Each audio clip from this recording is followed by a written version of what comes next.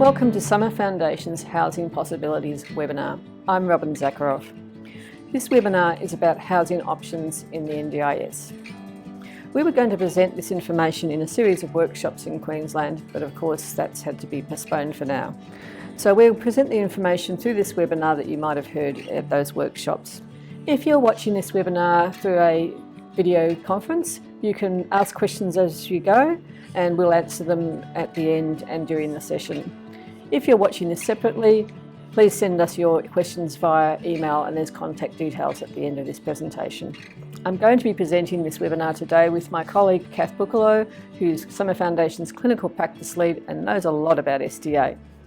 So I'll just tell you quickly about the Summer Foundation.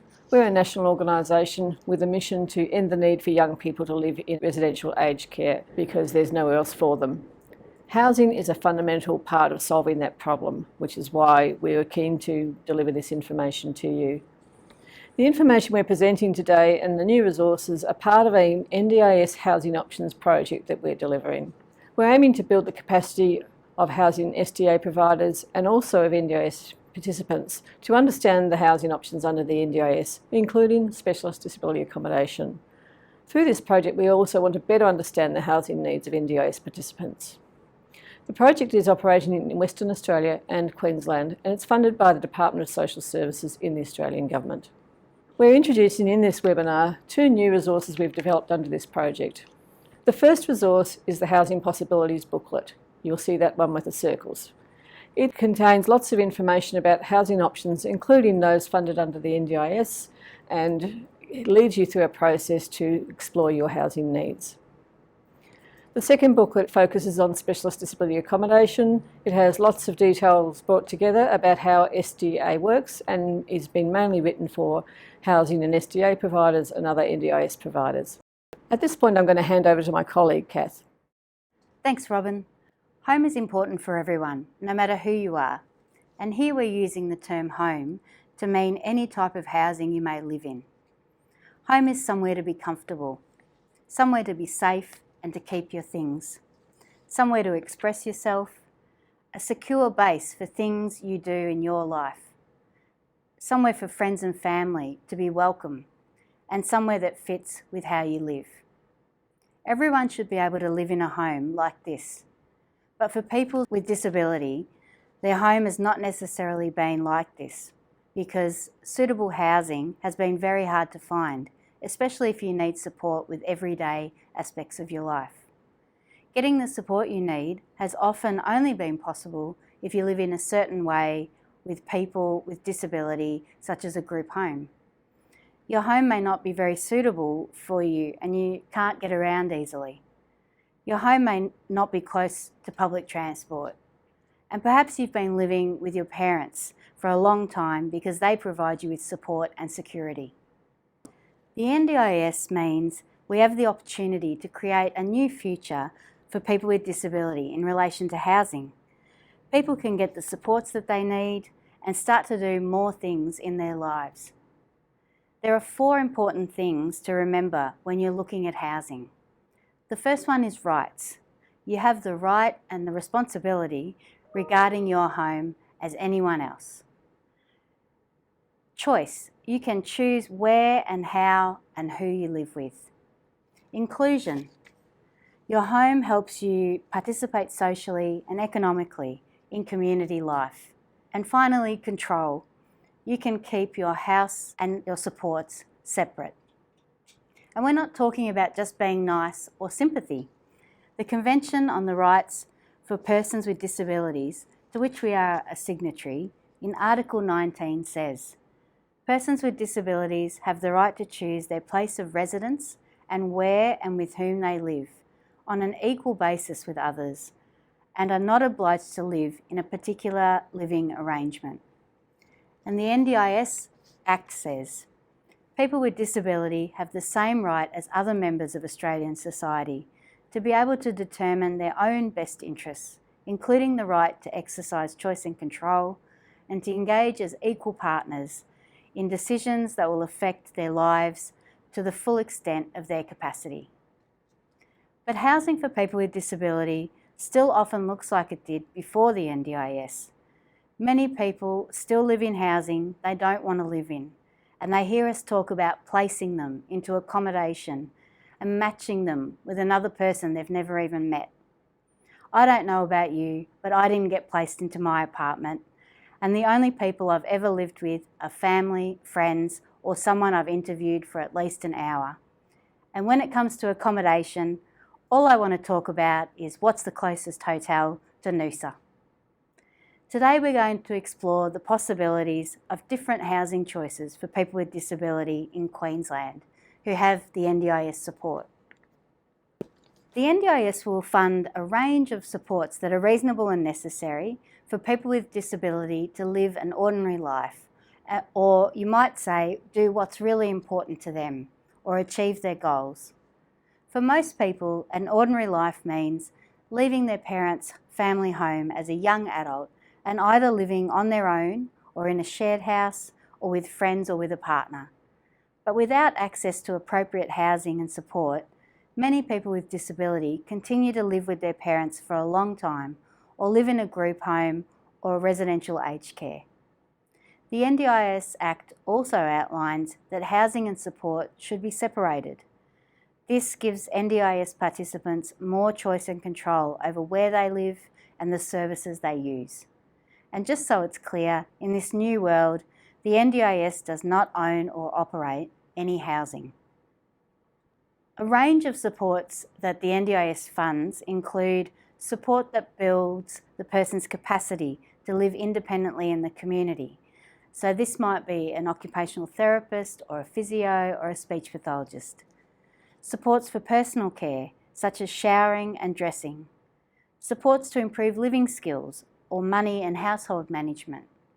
And supports to improve social and communication skills or to lessen the risks to themselves or to other people, or what you might call complex behaviours. Two really important supports that the NDIS funds are support coordination and allied health to complete functional capacity assessments. These are two essential elements for when you're considering being determined for SDA eligibility. And now I'll pass you back to Robin. Thanks, Kath. A key support for housing under the NDIS is specialist disability accommodation, which we'll be referring to as SDA. It's an innovative type of housing support, and it's one that really focuses on the individual's needs. SDA is a dwelling with specialised design and features for a person with disability. SDA funding goes into a person's NDIS plan to help pay for the costs of this specialised housing. An NDIS participant with SDA funding chooses where they want to live and who they live with in an SDA dwelling.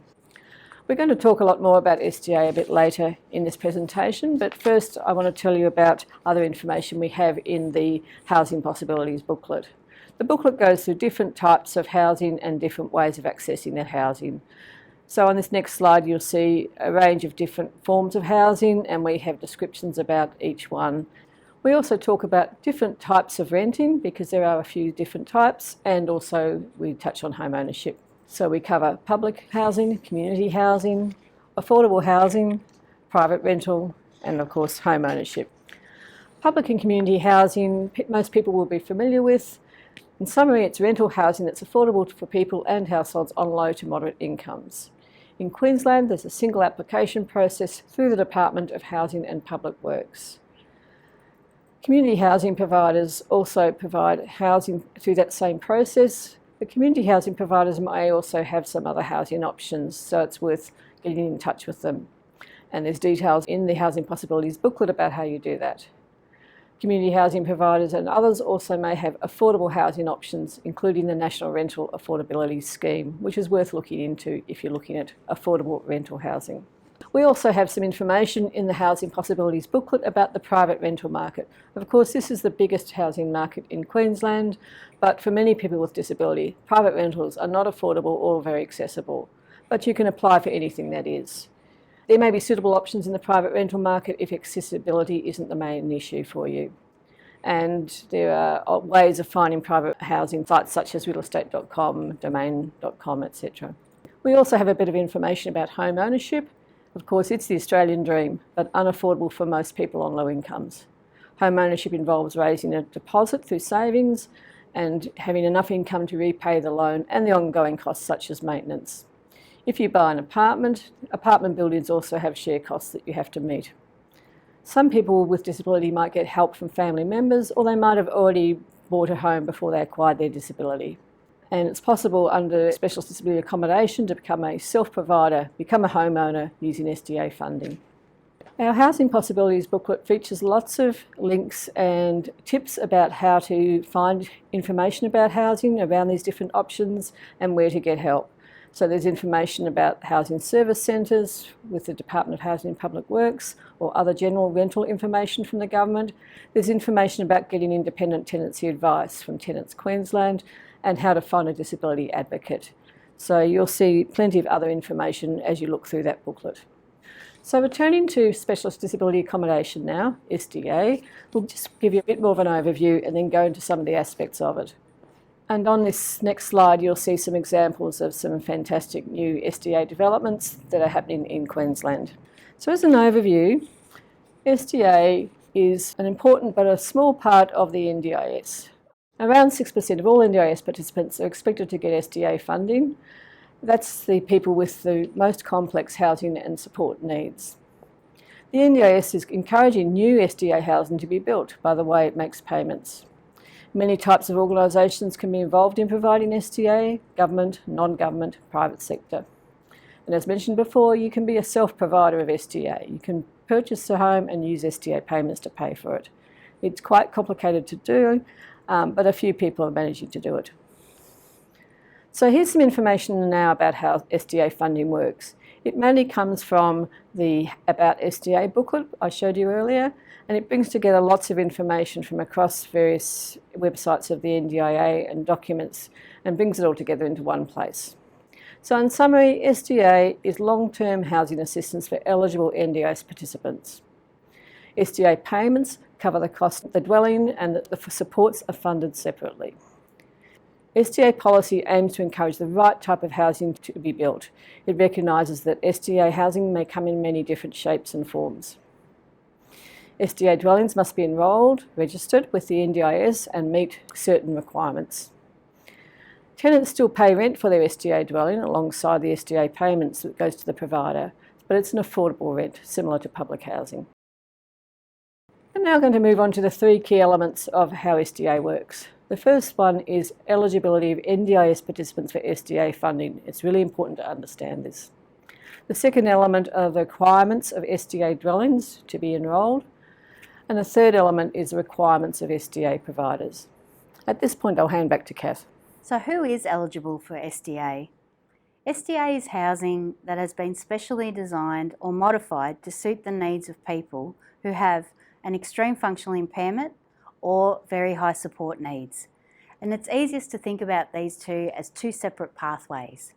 So the first pathway, extreme functional impairment, means that the person has an extreme functional impairment in one or more of the following areas: self-care or self-management or mobility. The other pathway is the very high support needs pathway. And this is for people who may have lived in a group home or some other kind of disability housing or aged care for a very long time. And moving out of this place may be detrimental to them. The other way a person may be eligible for SDA is if they're informal supports, that is people that aren't paid to support them, friends, family, neighbours, if anything puts those supports at risk. So it may be that the person has been living with their parents for a long time and their parents are now in their 80s and becoming too elderly to provide that support. Or it might be that a family member has become sick. And the last way that you can qualify for the very high support needs pathway is if you act in a way that puts yourself at risk or others at risk. The next slide shows you who is eligible for SDA and the pathways that we're talking about, but just in another way, in a visual way. And I'd like you to imagine that both of these pathways end in what we talk about as the SDA response. And what that means is that we all need to consider, even if the person has an extreme functional impairment or has very high support needs, why do they also need to live in SDA housing? So we've taken the legislation and turned that into questions, which we think might be more useful for you. So let's think about the person that you're supporting or you yourself. How will living in SDA support the person to achieve their goals, and more than mainstream housing would? How will living in SDA prevent the person's functioning from deteriorating? How will living in SDA promote the person's capacity building and developing their skills? Or a really simple way of saying it is, what will you or the person you're supporting be able to do if you live in SDA that you can't do at the moment where you're living now? How will moving into SDA improve your life? So now that we've talked about SDA and the two pathways, the next element of funding that goes with the SDA is related to building types. So that means, what is the actual bricks and mortar that you'll be moving into? So that might be an apartment or a villa duplex townhouse, or a house, which in SDA terms means that you'll be sharing with 2 or 3 people, or a group home, which is 4 or 5 people. And now that we've talked about SDA and building type, the next element we need to talk about is design categories. So what are the built features, what are the design features of the actual bricks and mortar that you or the person you're supporting will be moving into? And again, there are categories. So the first category is basic, which means there's really no special accessibility. Improved livability, and this is for people with cognitive impairment or an intellectual disability or sensory impairment. The third design category is fully accessible, which is for people who use a wheelchair. So it has very good access and able to reach things in a seated position. The fifth design category is robust. So the actual building is built of resilient material. It is built to consider the person's safety, and it means there may be a breakout room. And the last design category is high physical support. So this is for people with a significant physical impairment. There are provisions for a ceiling hoist to be installed, and the person has very high support needs. I'm just going to talk a bit about the requirements of SDA providers now. Any organisation seeking to be an SDA housing provider must register with the NDIS Quality and Safeguards Commission, and you'll find a lot of information in the About SDA booklet with web links and other information you need to know. An important aspect of the NDIS is compliance with the NDIS Code of Conduct.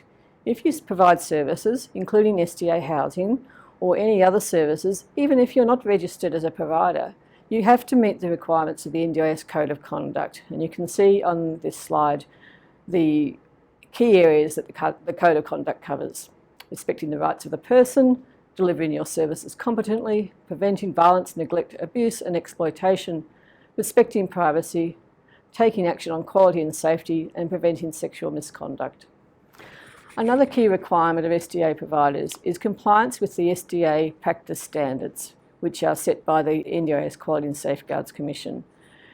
These cover key areas, and any SDA provider will be audited against these areas. In summary, they're set out in this slide. They're about legal and human rights and informed choice and control. They're about the right to exercise choice and control over support provision. A person living in SDA has the right to choose support from anyone they want. They don't have to be locked into the support that's provided at that time. NDIS participants are supported to understand the terms and conditions of the SDA agreement. Every SDA dwelling meets the requirements of the design type, category and other standards, and participants are able to exercise choice and control and are supported by effective tenancy management in their dwelling. There's a lot more detail about these practice standards, so you'll find the links in the About SDA booklet. So how do people get SDA in their plan? People who are already living in disability housing may already be eligible for SDA. If you have very high support needs but don't already live in disability housing, you may need capacity building supports from the NDIS to search for suitable housing and to write a housing plan. And the people that are involved with this would be an occupational therapist to do the functional assessment for you, and then a support coordinator to actually write the housing plan. The NDIS will use the information in your housing plan to decide whether SDA payments are reasonable and necessary for you. SDA funding will only be approved for a small number of people in the NDIS, as Robin said, around 6%. If you think you need SDA funding for housing, you'll need to ask for the SDA to be included in your NDIS plan. You'll be expected to provide some evidence for why you need that SDA funding, with allied health reports and other information indicating why you need it.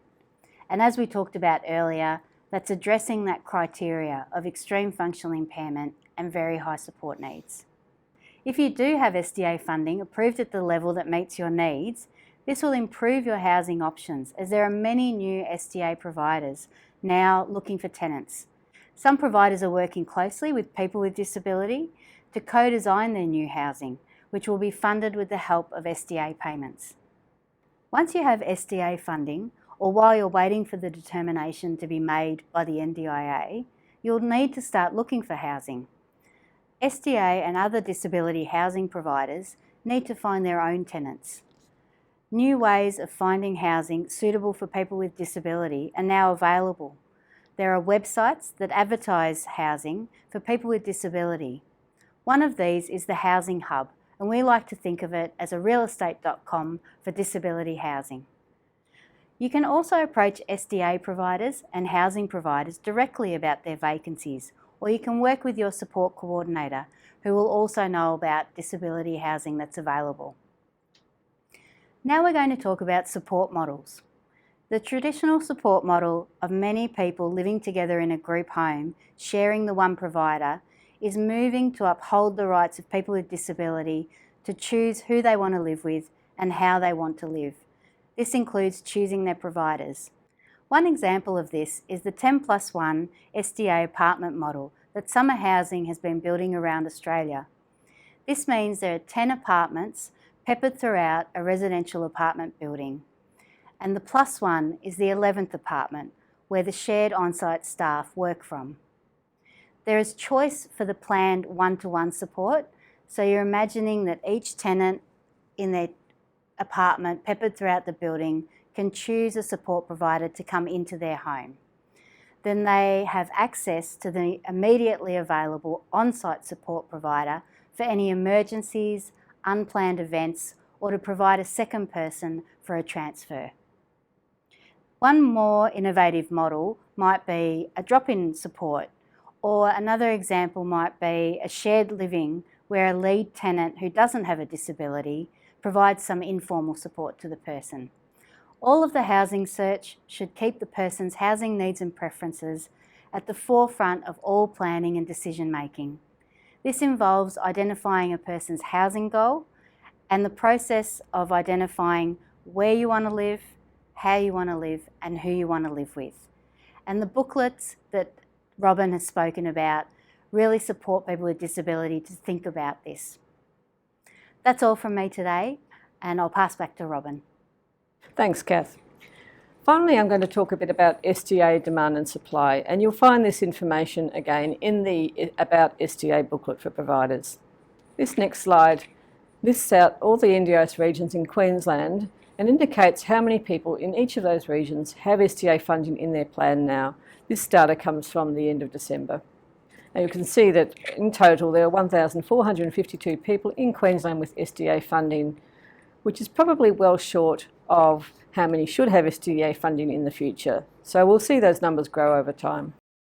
We've also got some information in this slides about other NDIS figures, and it compares Queensland with the whole of Australia. How many people have SDA compared with all NDIS participants, and what percentage of people have SDA. So I talked earlier about the expectation of 6% having SDA funding. At the moment in Queensland there's only 2.4% of participants have SDA funding. So we can expect, as I said, a lot more people to eventually have this funding and need housing. There's also information about how much funding is going into SDA at the moment and how many dwellings are enrolled. So officially in Queensland there are 535 SDA dwellings enrolled across Queensland. 140 of them are new. Finally, there's some information we present, and it's again in the About SDA booklet, about where future SDA is starting to be built. And this comes from a piece of work that we did together with our partners at Social Ventures Australia to survey SDA providers around Australia and ask them what they had in their construction pipeline. We had many providers generously share information with us, and some of this information is summarised in the booklet. So this slide is about where new SDA is being built, and it maps that across Queensland. Of course, there's a lot of activity in southeast Queensland, and there's a link in the booklet and on this slide to the actual report where you'll find a lot more detail. So that's all we were going to cover in our presentation today. Thanks so much for joining us, and we hope you've found it useful and helped you with your understanding of housing options in the NDIS. Do have a good look at the resources, the 2 booklets that we've been referring to today, and if you've still got questions, you can email us or leave them in the comments for this video conference. All the best.